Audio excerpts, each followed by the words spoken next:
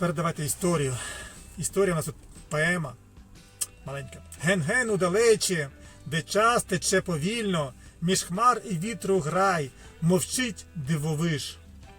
Там серце й думка гаяться довільно, хоч знаєш, втрачений час не повернеш, та тягне путь аж ген до обріїв безкраїх, де зорі гаснуть, гудять часом віки. Там голос серця стишений, мовчазний, а світ лиш дивом сяє навкруги. І все б ішло без змін, якби не гепнувсь грім, ніби земля відчула силу снів.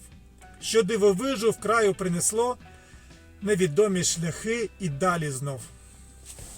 Вивчаємо українську разом. Не забудьте підписатися на мій освітній канал Kairos.